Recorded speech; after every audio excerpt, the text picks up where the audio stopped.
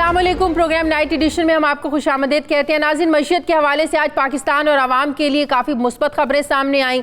एक तरफ state bank ने आज बड़ा फैसला करते हुए शरह सूद में 2% कमी की है, जिसके बाद शरह सूद कम होकर 9% हो गई है। ये एक माह में शरह सूद में तीसरी बार कमी की गई है। इससे पहले मुल्क भर में कोरोना वायरस की वजह से मुल्की मईशत को मुश्किलात का सामना करना पड़ा, तो स्टेट बैंक ने 17 मार्च को शरह सूद में 0.75% कमी का ऐलान किया था, जिसके बाद शरह सूद 12.50% पर हो गई थी। फिर उसके बाद स्टेट बैंक ने 24 मार्च को शरह सूद में 1.5% की कमी की थी, जिसके बाद फिर शरह सूद 11% पर पहुंच गई। ताजिर बिरादरी इससे पहले ये मुतालबा करती रही है कि शरह सूद में कमी की जाए तो कारोबार चलाने में आसानी पैदा हो सकी थी। वो मुतालबा कर रहे थे कि इसको सिंगल डिजिट में होना चाहिए। सवाल ये है कि इस कमी से मुल्की मईशत पर कितने मुस्बत असरात मुरतब होंगे। इससे पहले एक और बड़ी खबर IMF की तरफ से भी आज आई। आलमी मालियाती इदारे ने आज पाकिस्तान समेत 76 ममालिक के $40 अरब के कर्ज को 1 साल के लिए फ्रीज कर दिया है। IMF की जानिब से जारी बयान में कहा गया है कि तरक्की पजीर ममालिक को रवां साल $40 अरब के कर्जे वापस करने हैं, लेकिन कोरोना वायरस की मौजूदा सूरत हाल को देखते हुए तरक्की पजीर ममालिक ने IMF से कर्जे फ्रीज करने की दरख्वास्त की है। इसलिए अब G20 ममालिक ये कर्जे जो हैं 1 साल के लिए फ्रीज करने पर रजामंद हो गए हैं। $40 अरब में से $20 अरब के कर्जे सऊदी अरब फ्रीज करेगा।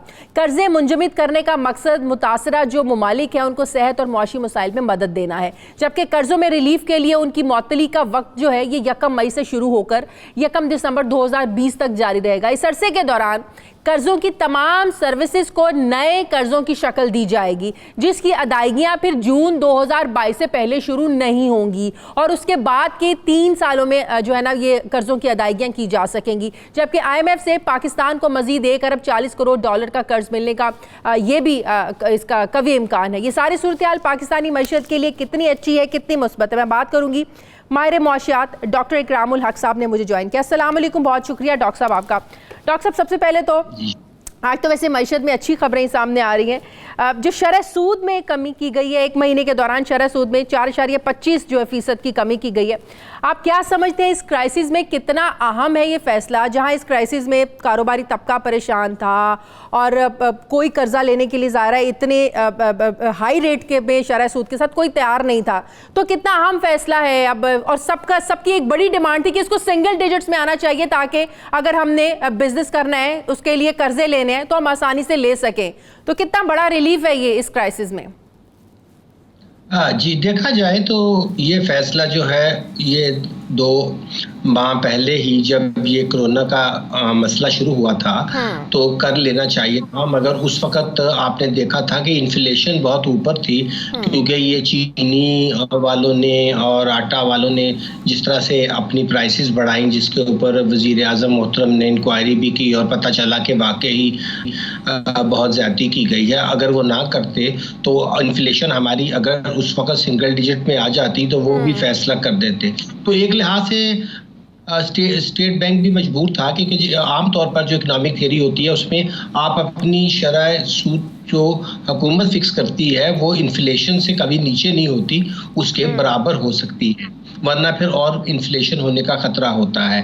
तो आपने देखा कि बैड गवर्नेंस की वजह से अब जाहिर है कि जब लॉकडाउन हो रहा था तो लोग तो पिछले कर्जे जात भी नहीं दे रहे थे, और आमतौर पर बैंक जो है उन्होंने फ्रीज किया होता है रेट, और या फिर ये कि बाज़ लोन ऐसे होते हैं जिसमें फ्लोटिंग, यानी जैसे कम होगा तो कम ले लेंगे, और बाज़ लोगों ने जो है वो पहले से फिक्स लिया होता है।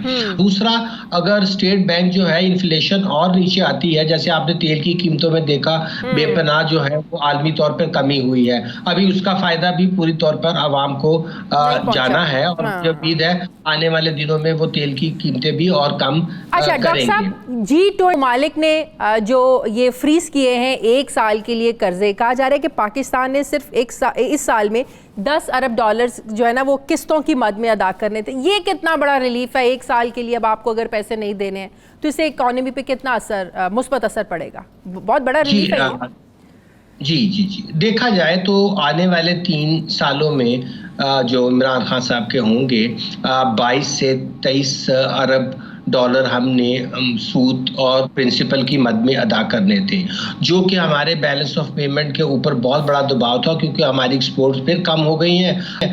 अगरचे हम अपनी इंपोर्ट कम करने में कामयाब हुए हैं, मगर हमारे खजाने में इतना फॉरेन एक्सचेंज नहीं है कि हम अपनी ये ऑब्लिगेशंस पूरी कर पाते।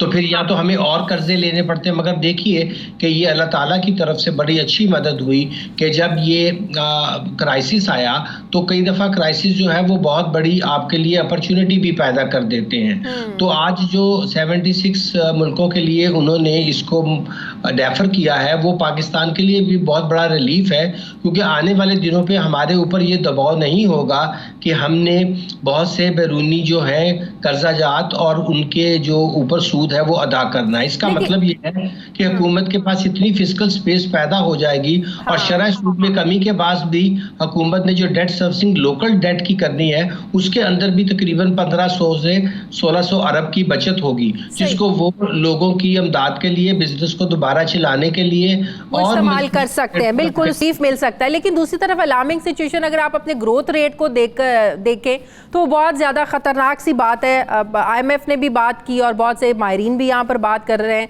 कि इस पेंडेमिक की वजह से जो हमारा ग्रोथ रेट है ये मनफी में जा सकता है, -1.3 तक जा सकता है। आप देखें जो एक्सपोर्टर्स हैं उनके ऑलरेडी जो ऑर्डर्स हैं वो कैंसिल हो रहे हैं। यूरोप एक बहुत बड़ी मंडी है हमारे लिए, अमेरिका एक बहुत बड़ी मंडी है, और यही दोनों जगह जो है यूरोप भी और अमेरिका भी कोरोना की वजह से सबसे ज़्यादा मुतासर हुए हैं। ज़ाहिर एक्सपोर्टर्स के पहले ऑर्डर जाएंगे तो नई प्रोडक्शन तो नहीं होगी। तो ये जो ग्रोथ रेट अगले 2 सालों में कितना ज़्यादा फिर ये स्टेबल, कितनी जल्दी स्टेबल हो सकता है या नहीं हो सकता?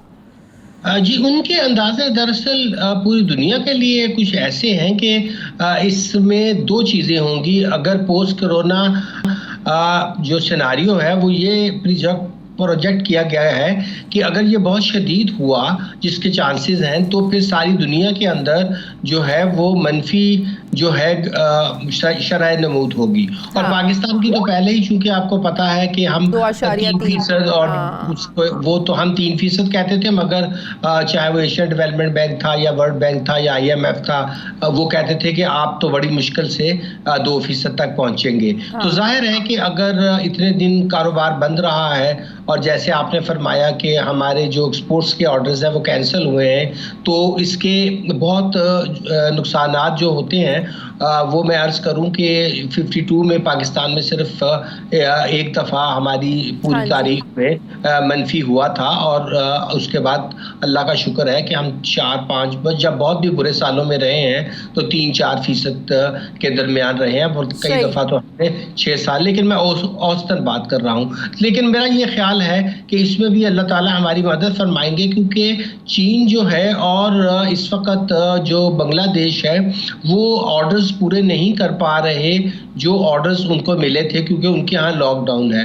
और वो उम्मीद है कि वो पाकिस्तान को मिल जाएंगे, क्योंकि पाकिस्तान की इस वक्त वाहिद इंडस्ट्री जो पूरे थ्रस्ट पे काम कर रही है वो एक्सपोर्ट इंडस्ट्री है। बाकी सारी ले ऑफ हुए हैं, मगर आपने देखा कि हमारी एक्सपोर्ट इंडस्ट्री में कोई ले ऑफ नहीं हुआ।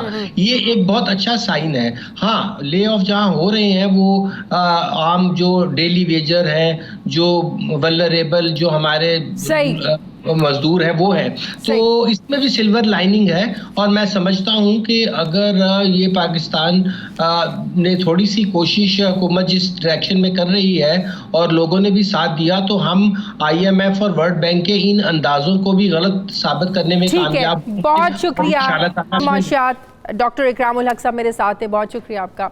नाज़रीन, मुझे प्रोग्राम में एक ब्रेक लेनी है, वापस आते हैं एक छोटे से वक्फे के बाद।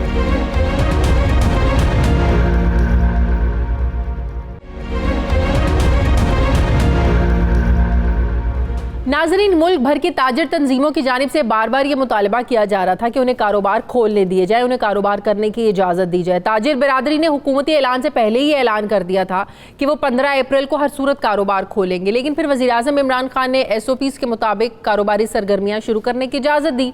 मगर हुकूमत की इसे नाअहली कहें या लाइल्मी कहें, हुकूमत ने स्मार्ट लॉकडाउन को कन्फ्यूज लॉकडाउन में तब्दील कर दिया है, क्योंकि विफाक और सूबों के फैसलों और नोटिफिकेशन में एक तजाद पैदा हो गया है। क्या खोलना है क्या नहीं खोलना है, इस हवाले से ताजिर भी कंफ्यूज होकर रह गए हैं। कारोबार की इजाज़त के साथ साथ SOPs भी जो है ये सख्त तो बनाए गए हैं, लेकिन फिर इस पर इम्प्लीमेंट नहीं हो रहे। अगर इम्प्लीमेंट नहीं होगा तो ज़ाहिर है फिर इससे कोरोना फैलने का जो खदशा है वो भी बढ़ जाएगा। फिर इस सारी सूरत हाल को कंट्रोल कैसे किया जाएगा। मुझे ज्वाइन किया है प्रोग्राम में इस वक्त काशिफ चौधरी साहब हैं, मरकज़ी सदर अंजुमन ताजरान पाकिस्तान, और सदर कराची ताजर इत्तेहाद अतीक मीर साहब ने मुझे ज्वाइन किया। आप दोनों मेहमानों को अस्सलाम वालेकुम और बहुत बहुत शुक्रिया। अतीक मीर साहब, आपसे शुरू करती हूँ। कराची के ताजरों ने, हमने देखा 2 दिन पहले उन्होंने कहा कि हम बिल्कुल कारोबार अपना शुरू करना चाहते हैं, हमें इजाज़त नहीं भी मिली, हम करेंगे, हुकूमत हमें रोक ले, नहीं तो हम चाबियाँ जाके जो हैं वो वज़ीर आला हाउस में जो है ना वो जमा करा देंगे, हम मज़ीद बर्दाश्त नहीं कर सकते हैं। किस हद तक कारोबार खुला, किस हद तक आप लोग जो है ना वो वज़ीर आला सिंध के साथ बात करने में कामयाब हुए, SOPs को आप लोग फॉलो कर रहे हैं, किस हद तक आप लोग सेटिस्फाइड हैं जिस तरीके से कारोबार खोलने की इजाज़त दी है हुकूमत ने? देखिए, जहाँ तक ज़बरदस्ती कारोबार खोलने की बात है तो कराची के ताजरों की अक्सरियत इसके हक में नहीं है। ये चंद शिद्दत पसंद लोग हैं जो मीडिया पे वाविला करते हैं और वो अपनी दुकान भी नहीं खोल सकते। यही सबब है कि उन्हें कमिश्नर ने बुला के उन्हें जब दबाव उस पर डाला तो फौरी तौर पे मान गए। और उन्हें 2 दिन का वक्त मांगा, वो भी आज मुकम्मल हो गया। अब वो अपने घरों को चले गए। आज वजीर आला के 2 वज़रा ने, सईद गनी साहब और मुर्तज़ा वाब साहब ने मीटिंग बुलाई थी ताजरों की, और उन्होंने भी माजरत कर ली कि जो कोरोना की सूरत हाल है और सिंध में जो मामलात हैं तो हम ये रिस्क नहीं ले सकते। तो मैं अपनी तंजीम, वो जो तंजीमें मेरे साथ हैं, ऑल कराची ताजिर इत्तेहाद, तो मैं ये वाज़े कर देना चाहता हूँ कि हम उन गुनाहगारों में शामिल नहीं होंगे कि जो जबरी तौर पर दुकानें खोलकर कोरोना में इजाफे का सबब बने। हम हुकूमत से कहते हैं कि अगर वो मुनासिब समझती है, वो हमारी अशुई करे, छोटा ताजिर, मिडिल क्लास, ये इस हद तक पूरे मुल्क में ये परेशान है कि ये हकीकतन ये चाहते किसी सूरत हमें कारोबार करने का मौका मिले। क्या तो ये मुझे नहीं पता हुकूमत किस तरीके से आप लोगों को हेल्प कर सकती है, छोटे ताजिरों को हेल्प कर सकती है, कैसे? देखिए, हुकूमत इससे हेल्प कर सकती है कि अगर पॉसिबल है तो स्मॉल ट्रेडर्स के लिए जुज़वी तौर पर एक रोल मॉडल्स के तौर पर चंद मार्केटों को वो SOPs के तहत काम करने का मौका दे। अगर वो, जिससे भी आप फरमा रही थी कि बहुत सी दुकानें पंजाब में बंद करवा दी कि वो रूल्स को फॉलो नहीं कर रहे थे, इस तरह हम भी ये बात कहते हैं कि हमें जिन रूल्स के तहत दुकानें खोलने की इजाजत दी जाए, अगर हम उन्हें फॉलो ना करें, हमारा ताजिर अगर कानून शिकनी करे तो आप बेशक उसको बंद करवा सकते हैं। लेकिन ये जो ताजरों की एक ख्वाहिश है, शिद्दत है, बेचैनी है, घरों में बैठे हुए नफ्सियाती मरीज हो गए हैं, ये चाहते हैं कि हम जाएं, अपना शटर उठाएं और कारोबार शुरू करें। तो ये दोनों बातें एक तरफ हैं कि मैं देख रहा हूं कि जिस तरीके से कोरोना वायरस कराची में फैलने के इम्कानात हैं, 60% शहरी सारा दिन शहर दंदराते हैं। और लॉकडाउन कराची में, खबरों में तो लॉकडाउन है, कराची में मैं देख रहा हूं कि हुकूमत सिंध मुकम्मल तौर पर लोगों को घरों में महदूद रखने में नाकाम हो गई। और ये जो सोशल डिस्टेंसिंग है, ये जबरदस्ती बाहर निकल रहे हैं, क्या है। कर रहे हैं लोग? जबरदस्ती बाहर निकल रहे हैं, बाहर घूम रहे हैं, सब कुछ तो बंद है, तो लोग फिर कैसे फॉलो नहीं कर रहे हैं वहां पर कराची में लॉकडाउन को? देखिए, कुछ ना कुछ तो खुला होता है। मिसाल के तौर पर राशन की दुकानें खुली हैं दिन के 5 बजे से पहले, क्योंकि 5 बजे कर्फ्यू लग जाता है, 5 से पहले जो अशिया खुर्दनोश की दुकानें खुलती हैं।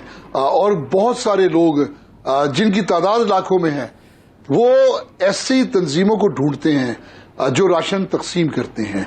तो ऐसे लोग भी बहुत हैं जो मांगने तांगने के लिए घरों से निकलते हैं, और इनकी तादाद बढ़ती चली जा रही है। मतलब ये कि आप हुकूमत को सपोर्ट करते हैं, आप सिंध हुकूमत को सपोर्ट करते हैं कि बिल्कुल इस तरीके से कारोबार खोलने की इजाज़त ना दी जाए। अगर कुछ दुकानों को खोलने की, कुछ कारोबार को अगर आपने खोलने की इजाज़त देनी है तो मुकम्मल SOPs के साथ, जो उन SOPs को फॉलो नहीं करेगा तो भले उनकी दुकानें बंद करवा दी जाएंगी। आपकी सोच है। काशिफ चौधरी साहब, ये जो पंजाब, मैं इस मामले में बिल्कुल सही, काशिफ साहब, ये जो पंजाब में हो रहा है, कि दर्जी की दुकान खुली है, कपड़े की दुकान बंद है, इलेक्ट्रिक स्टोर बंद है, इलेक्ट्रिशियन को काम करने की इजाज़त है, सेंट्री का स्टोर बंद है, प्लम्बर को काम करने की इजाज़त है। ये आपको लगता है कि ये कन्फ्यूज़न है, हुकूमत को इसको क्लियर करना चाहिए? अगर आपने मज़दूर को काम करने की इजाज़त दी है, पब्लिक ट्रांसपोर्ट तो बंद है, तो मज़दूर काम करने के लिए कैसे जाएगा? देखिए, इसके अंदर जो हमारी बात थी वो तो आपने खुद कर दी है कि हुकूमत इस वक्त मुकम्मल तौर पे कंफ्यूज है। और ये अहम बात ये है कि अगर इस वबा का मुकाबला करना है तो फिर वफाकी हुकूमत को सूबों के साथ और स्टेक होल्डर्स के साथ मिलकर इसके हवाले से एक कौमी नेशनल एक्शन प्लान तश्कील देना होगा। हुकूमत की अदम यकसुई, वज़ीर आज़म के कुछ बयानात और सूबाई हुकूमतों के कुछ बयानात वो कौम को घरों तक महदूद नहीं होने दे रहे। इसलिए कि अगर वज़ीर आज़म लॉकडाउन के मुज़म्मरात से लोगों को आगाह करते हैं कि उसके नतीजे में नुकसान क्या होगा, तो सूबाई वज़राए आला लॉकडाउन के फ़वाइद बयान करते हैं। अच्छा। जिसकी वजह से लॉकडाउन पर उस तरीके से अमल नहीं हो रहा।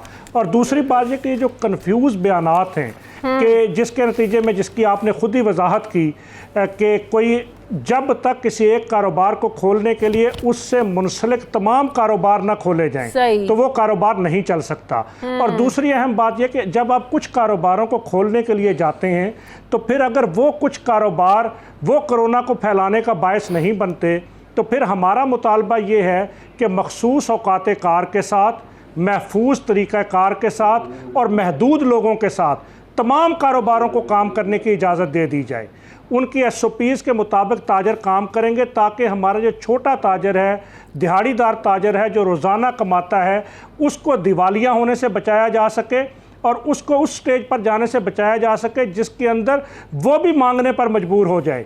इसलिए कि अब जो उसकी कैफियत है वो ना अपनी दुकानों के किराए दे सकता है, ना बिजली के बिल दे सकता है, ना अपने मुलाजमीन की तनख्वाहें दे सकता है, यहाँ तक कि वो अपने घरों का निज़ाम भी नहीं चला सकता। और वो सफ़ेद पोश ताजर वो राशन की लाइनों के अंदर भी खड़ा नहीं हो सकता। इसलिए हुकूमत को जहाँ लोगों को कोरोना से बचाना है वहाँ लोगों को भूख से मरने से भी बचाना है। और इसके लिए हुकूमत को बहुत सोच समझ कर मुश्तरका फैसलों के तहत एक मुत्तफ़िका पॉलिसी अपनाने की ज़रूरत है। बकौल आपके हर किस्म के कारोबार को खोलने के स्टेज पर इजाज़त मिलनी चाहिए, आप ये कह रहे हैं? जी, हर किस्म के कारोबार को मखसूस औकात कार उसका तयन कर दिया जाए कि कितने घंटों के लिए कारोबार खोले जाएंगे या किस दिन कौन कौन से कारोबार खोले जाएंगे। इस तरीके का एक शेड्यूल बनाकर एक SOPs तय करके सबको खोलने की इजाज़त दे दी जाए।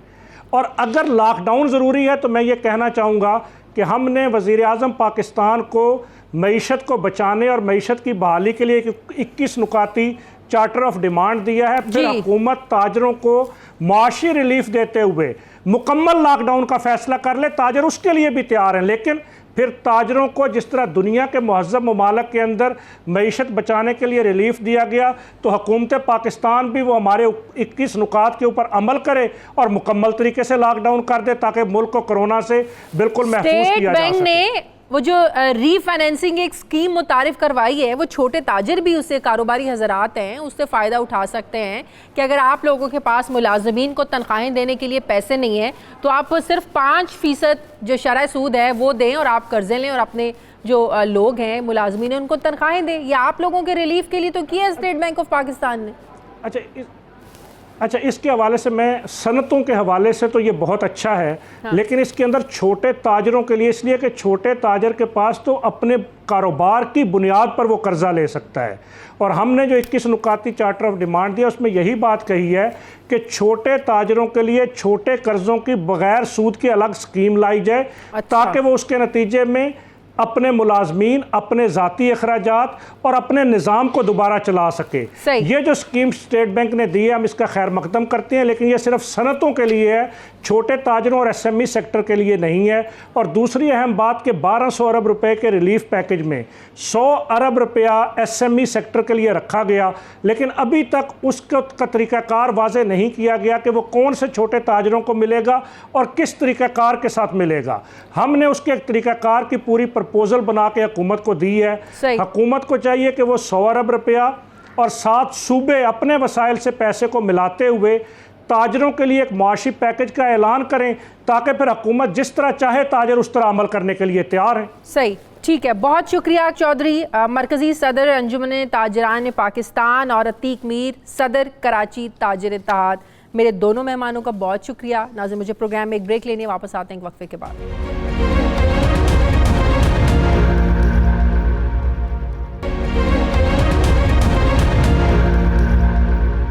पंजाब में नाजरीन आज लॉकडाउन का 24वां रोज़ है। वफाकी हुकूमत ने 30 अप्रैल तक लॉकडाउन में तोसी की है, लेकिन पंजाब हुकूमत ने यह तोसी सिर्फ 25 अप्रैल तक की है। 25 अप्रैल के बाद लॉकडाउन में मजीद सख्ती करनी पड़ेगी या लॉकडाउन ख़त्म कर दिया जाएगा, इसका फैसला 25 अप्रैल तक मुल्क में जारी कोरोना केसेस की ज़ाहिर है जो तादाद इजाफे या कमी के साथ इसको मद्देनज़र रखते हुए कुछ फैसला किया जाएगा। लेकिन अभी तक मुल्क भर में कोरोना केसेस की जो तादाद है, इसमें से निस्फ तादाद पंजाब में है। मुल्क में इस वक्त कोरोना से मुतासरा अफराद की तादाद 7000 के करीब हो चुकी है, जिसमें से तकरीबन 3300 अफराद का ताल्लुक सूबा पंजाब से है। माहिरीन ये कहते हैं कि मुतासरा मरीजों के आदाद शुमार इससे कहीं ज़्यादा हैं। सूबा पंजाब में मुतासरा अफराद की तादाद इससे ज़्यादा हो सकती है, इस बारे में अभी कुछ कहा नहीं जा सकता। पंजाब में टेस्टिंग की शरह भी दीगर सूबों के मुकाबले में कुछ ज़्यादा है। पंजाब में अभी तक 46,000 अफराद के टेस्ट किए जा चुके हैं।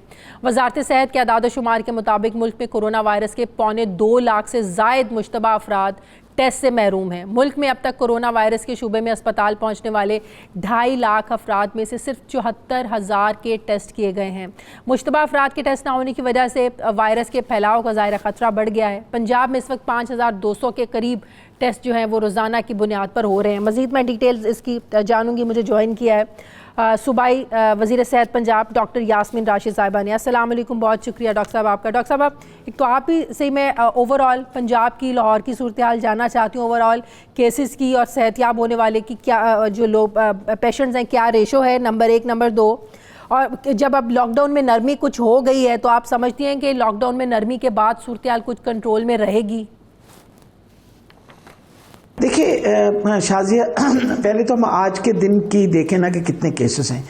अब तक हमारे 3249 केस हो गए और ये हमने टेस्ट जो परफॉर्म किए हैं वो हैं 46,081 टेस्ट, और इनमें से ये इतने लोग पॉजिटिव आए हैं और इन पॉजिटिव में से भी अल्हम्दुलिल्लाह 630 लोग ऐसे हैं जो रिकवर करके घर चले गए। तो इसका मतलब है कि जहाँ तक अस्पतालों का ताल्लुक़ है वहाँ हमारे पास अस्पतालों के अंदर कोई तकरीबन लगभग जो है वो कोई 2600-2700 लोग हैं। इस वक्त हमारे पास जो कैपेसिटी है लोगों को अकोमोडेट करने के लिए वो 2800 बेड्स तो हमारे पास वैसे ही अपना पूरे पंजाब के अंदर सिर्फ मखसूस हैं सिर्फ कोरोना के लिए। इसके अलावा अब कैंप हॉस्पिटल्स जो हैं वो भी मुकर्रर हो गए हैं और नए कैंप हॉस्पिटल जैसे रावलपिंडी परसों हम गए हैं तो नए कैंप हॉस्पिटल की जायज़ा लिया गया। वहाँ चीफ मिनिस्टर के साथ वो 130 बेडेड का चकवाल में बन गया है। इसी तरीके से अपना कैंप हॉस्पिटल जो तो बहुत सारे रोजाना टेस्टिंग कितनी हो रही है?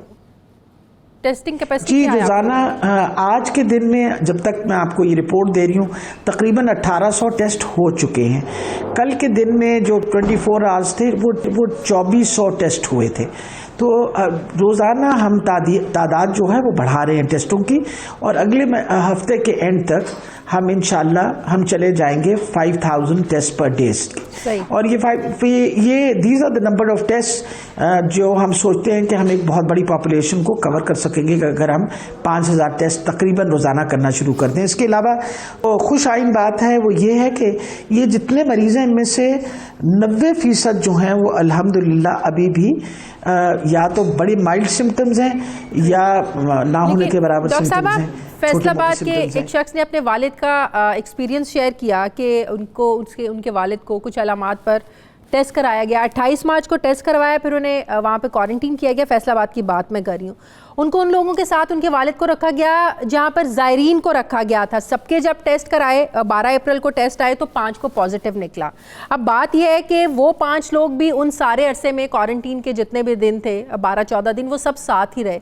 अब 5 को रख लिया गया। जो बाकी लोग जिनको भेज दिया गया उन दिनों में जब वो साथ रहे, आपको नहीं लगता कि ये वो कैरियर बन सकते हैं? जब वो लोग अपने घरों में चले गए, ये वायरस बढ़ सकता है, फैलेगा उन लोगों के जरिए?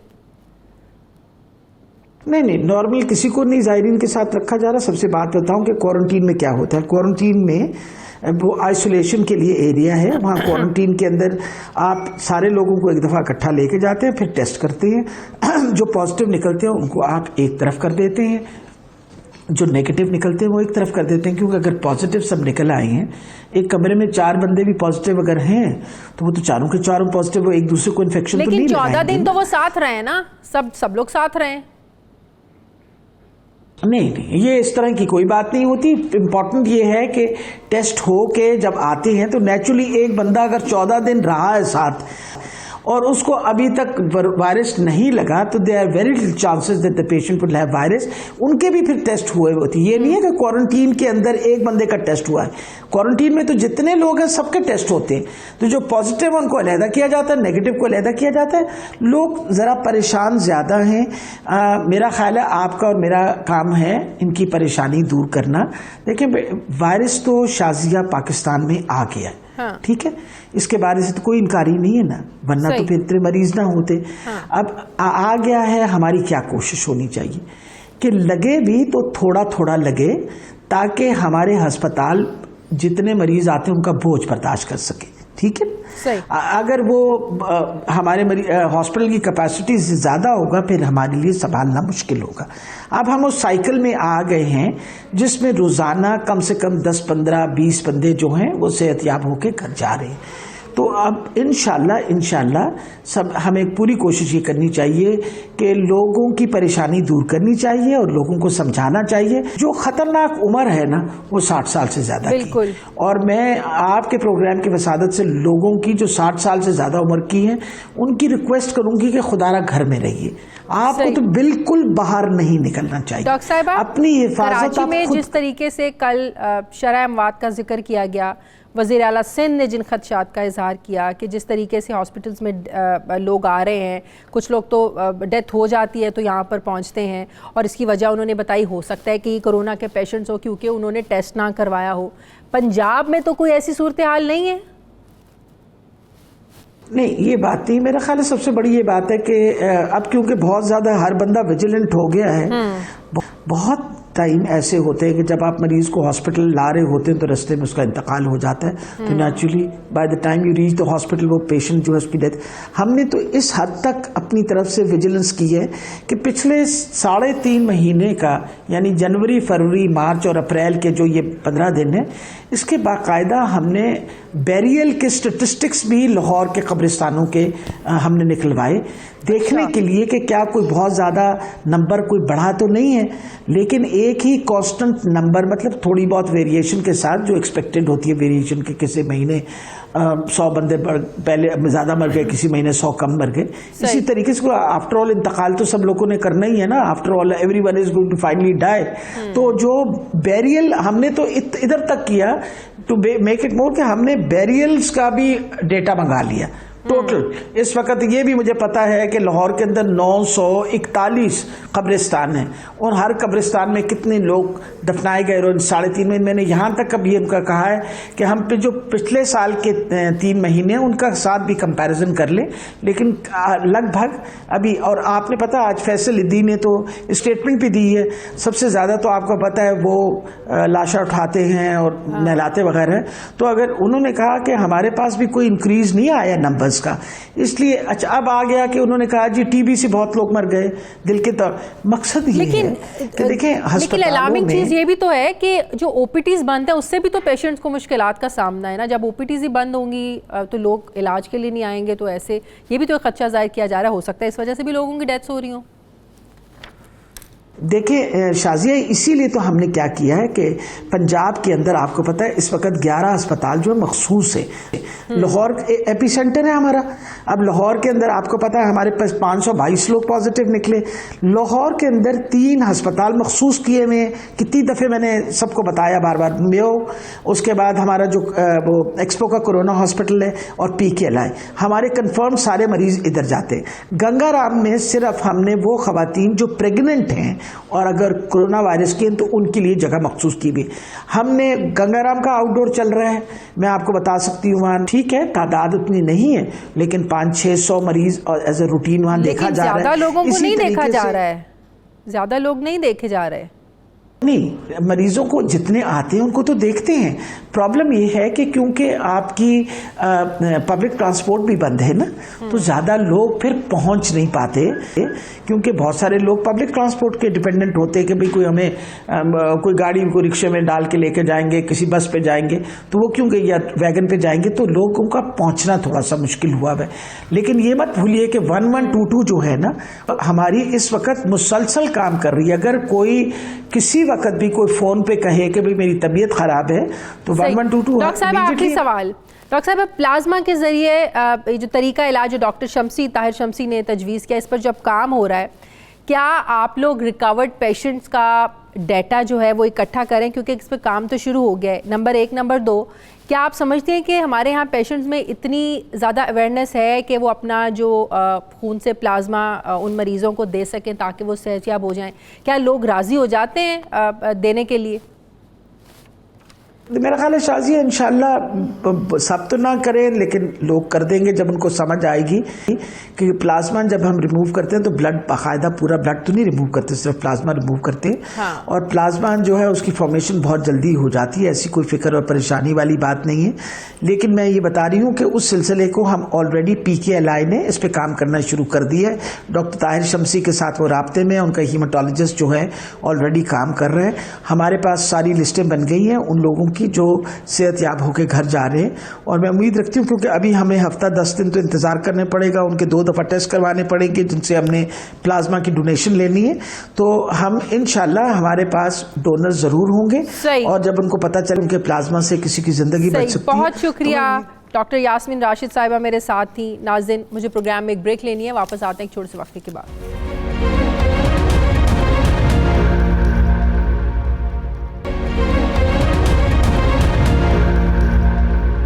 नाज़रीन, मुल्क भर में सरकारी अस्पतालों की OPDs बंद होने की वजह से बीमारियों और अमवात की शरह में इजाफा रिकॉर्ड होने लगा है। गुज़श्ता रोज़ कराची में 300 से ज़ायद पुरअसरार अमवात की जब खबरें सामने आईं तो इसके बाद महकमा सेहत मुतहरिक हुआ और मरने वाले अफराद की छानबीन के लिए कब्रिस्तानों से मरने वालों का रिकॉर्ड मांगा गया।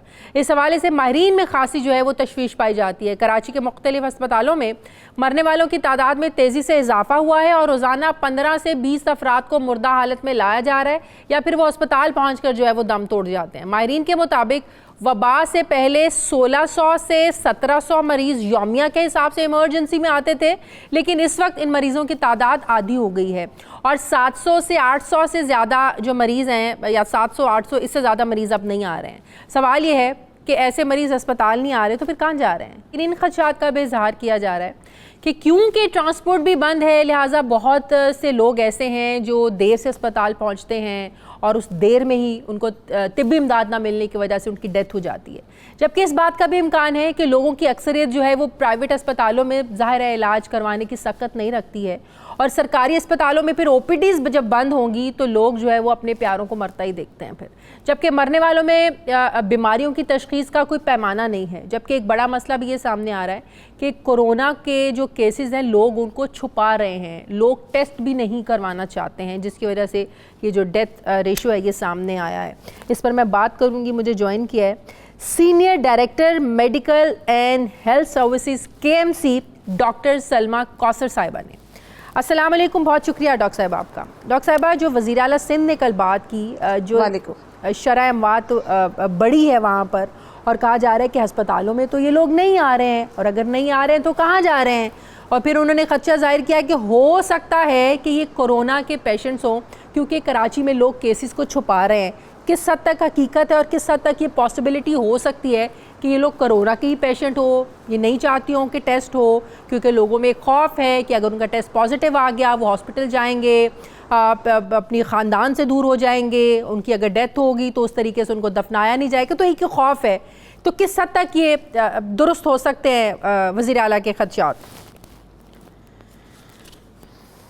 देखें, थैंक यू सो मच। वालेकुम अस्सलाम।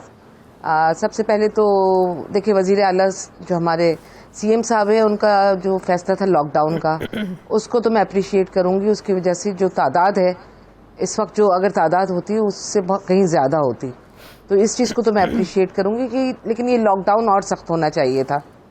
जहाँ तक बात है डेथ टूल की, तो मैं कराची के 14 बड़े हॉस्पिटल देख रही हूँ इस वक्त, और जो हमने अपना डेटा कल से शुरू किया था एनालाइज करना, तो मुझे हमारे हॉस्पिटल्स में कोई ऐसी एबनॉर्मल डेथ्स नज़र नहीं आई कि कुछ ब्रॉड डेथ्स बहुत ज़्यादा लाए जा रहे हो।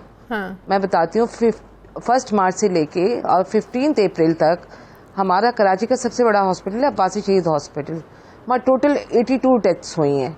और अगर हम आम दिनों में भी देखें तो कुछ इसी तरह का डेटा होता है कि 100-110 डेथ्स होती हैं महीने। तो फिर वज़ीर आला सिंध किन खदशात का इजहार कर रहे थे? देखिए, वो बता रहे हैं कि जो अननोन ब्रॉड डेड लाए जा रहे हैं, हो सकता है वो अब्बासी शहीद हॉस्पिटल ना लाए गए हों। और हमारा Karachi institute of heart disease है, वहाँ पे ब्रॉड डेड लाए गए हैं, लेकिन उनकी डेथ कोरोना की वजह से हुई है। उनका 5-10% रेशो ज़्यादा होगा, लेकिन मैं ये बिल्कुल कंफर्म नहीं कर सकती क्योंकि उनका टेस्ट नहीं हुआ था, और उनके लिए मैं ये नहीं कह सकती कि वो डेथ जो है। तो ये भी तो पॉसिबिलिटी हो सकती है कि ओपीडी सरकारी अस्पतालों की बंद है, अगर कोई बीमार है, किसी को ज़ाहिर है लोग सिर्फ अब कोरोना, और भी तो लोगों को ऑलरेडी ज़ाहिर है कुछ बीमारियों से लोग गुजर रहे हैं, अगर ओपीडीज बंद है, लोग पहुंच नहीं पा रहे हैं, ट्रांसपोर्ट भी बंद है, तो ये भी तो एक बहुत बड़ी रीज़न हो सकती है लोगों की डेथ्स की। देखिए, ओपीडीज तो खोल दी गई हैं, एक चीज़। दूसरी चीज़ आपको मैं बता दूं कि जब ओपीडीज बंद थी तो इमरजेंसी कभी भी बंद नहीं थी। इमरजेंसी हमारे सारे ही हॉस्पिटल में 24/7, तो बल्कि इमरजेंसीज पे आपने कहा कि पेशेंट का इमरजेंसीज पे पेशेंट का रश बढ़ गया था क्योंकि ओपीडीज पे वो नहीं जा पा रहे थे। गवर्नमेंट की गरीब लोग हैं, ज़ाहिर सारे प्राइवेट हॉस्पिटल में नहीं जा सकते, तो उनका जो रश था हमारी इमरजेंसीज में, इमरजेंसी सर्जरीज हो रही थी सारी, इमरजेंसी में सारे पेशेंट अटेंड हो रहे थे, और कहीं से भी एक्सीडेंट के केस भी आ रहे थे। जो रूटीन में एक्सीडेंट के केस कम आए क्योंकि लॉकडाउन की वजह से आपको पता है कि लोग सड़कों पे कम निकले। हाँ। लेकिन हर तरह के पेशेंट आ रहे थे और उनको इंटरटेन किया जा रहा था। सिर्फ ये कि आउटडोर बंद था लेकिन इंडोर खुला हुआ था, और कोई ऐसी एबनॉर्मल चीज़ देखने में नहीं आई कि पेशेंट कहीं निगलेक्ट हुए हैं। बहुत शुक्रिया डॉक्टर साहिबा, मेरे साथ ही बहुत शुक्रिया आपका। नाज़रीन, जैसा कि पूरी दुनिया में कोरोना के केसेस में इजाफा हो रहा है, लेकिन इसके साथ साथ कोरोना से सेहतयाब होने वाले अफराद की तादाद भी लाखों में है, जो कि ज़ाहिर है उम्मीद की एक किरण है। दुनिया भर में 5,25,000 से ज़ायद अफराद इस मर्ज से सेहतयाब भी हो चुके हैं, जबकि पाकिस्तान में भी 1600 से ज़ायद अफराद इस वायरस को शिकस्त देकर दोबारा ज़िंदगी की तरफ लौटे हैं। ऐसे ही कोरोना वायरस को शिकस्त देने वाले एक नौजवान हसन गिल भी हमारे साथ हमारे आज प्रोग्राम में हैं, जो इस वक्त कोरोना के ख़िलाफ़ जंग में अज़्म और हिम्मत की एक शानदार मिसाल हैं। उनको प्रोग्राम में बुलाने का मकसद मेरा सिर्फ ये था कि वो अपना एक्सपीरियंस आप लोगों के साथ शेयर करें कि कैसे उन्होंने इस मर्ज़ को शिकस्त दी, और लोगों के अंदर जो कोरोना से मुतालिक जो खदशात हैं, जो खौफ व हरास है, उसे हम कोशिश करें कि किसी हद तक उनका एक्सपीरियंस शेयर और वो ख़त्म हो सके वो खौफ, और आवाम इस बात को समझे कि बेशक अभी तक इस वायरस का ना तो कोई इलाज है ना ही कोई वैक्सीन है, लेकिन फिर भी इसे शिकस्त देना ज़्यादा मुश्किल नहीं है। तो हम बात करते हैं हसन गिल से। अस्सलाम वालेकुम, बहुत शुक्रिया हसन आपका। सबसे पहले तो हमारे नाजरीन के साथ मैं चाहती हूँ, आपको बुलाने का मकसद भी यही है कि ज़रा आप अपना एक्सपीरियंस शेयर करें कि क्या सिम्टम्स थे आपको जब आपको पता चला कि आपको ज़रूरत महसूस हुई कि आपको कोरोना का टेस्ट करवाना चाहिए, और फिर जब आप हॉस्पिटल गए, डॉक्टर्स का रवैया, आपका ट्रीटमेंट कैसा रहा, कैसे शिकस्त दी आपने इस वायरस को? जी अस्सलाम वालेकुम। जी वालेकुम सलाम। जी मुझे 22 मार्च को मैं एक दोस्त के साथ शौकत खानम गया था, तो वहाँ कोई ईरान से ज़ायरीन आए हुए थे और फॉरेनर से, कोई स्पेन से, कोई इटली से आया था। अच्छा। तो मैंने नहीं की, उनसे डिस्कशन करता रहा, मास्क भी नहीं पहना था। तब तो इतने सिम्टम्स नहीं थे। उसके बाद फिर 1 अप्रैल को सिम्टम्स जो मुझे टेम्परेचर पहले हुआ था, उसके बाद फिर ड्राई कफ और मसल सोरनेस, और उसके बाद सांस का मसला बनना शुरू हो गया। अच्छा जी। तो उसके बाद ने टेस्ट करवाया, आप किस हॉस्पिटल में गए, कितने दिन वहाँ पर रहे, कैसे आपका इलाज हुआ? जी मैं 6 अप्रैल को मेवो हॉस्पिटल गया। अच्छा। वहाँ पे उन्होंने मेरी स्क्रीनिंग की जो पॉजिटिव आई, और उन्होंने मुझे क्वारंटाइन सेंटर में रख लिया। अच्छा। उनके पास स्पेस नहीं थी, उन्होंने मुझे एक्सपो सेंटर में भेज दिया और एक्सपो सेंटर से एक दिन एक्सपो सेंटर वालों ने रखा और दोबारा मुझे मेयो हॉस्पिटल शिफ्ट किया। अच्छा, फिर मेयो हॉस्पिटल कितने दिन रहे आप? वहां मैं 9 दिन रहा हूँ। अच्छा, तो कैसे डॉक्टर्स ने आपका ट्रीट किया, कैसा डॉक्टर्स का रवैया कैसा था? आप बिल्कुल सेटिस्फाइड थे? जो जाहिर है आपका सेहतयाब हुए हैं। जी, मेडिकल स्टाफ को मैं कभी नहीं भूलूंगा अपनी लाइफ में, और उन लोगों का बहुत शुक्रिया अदा करता हूं मैं जिन्होंने मेरे लिए दुआ की, मेरे बहन भाई, पेरेंट्स और सारे लोगों ने दुआएं की, और मैं हिम्मत नहीं हारा। पॉजिटिव सोचेंगे तो रिपोर्ट नेगेटिव आएगी, नेगेटिव सोचेंगे तो रिपोर्ट पॉजिटिव आएगी। सही। हसन गिल, बहुत बहुत शुक्रिया। अल्लाह ताला आपको मुकम्मल जो है ना वो सेहतयाब करे। बहुत शुक्रिया आपका। नाज़रीन, ये था हमारा आज का प्रोग्राम। प्रोग्राम के लिए आप हमें फीडबैक ज़रूर दीजिएगा। अपना ख्याल रखिएगा। मेरी आपसे मुलाकात होगी अगले हफ्ते। मुझे इजाज़त दीजिए। अल्लाह हाफ़िज़।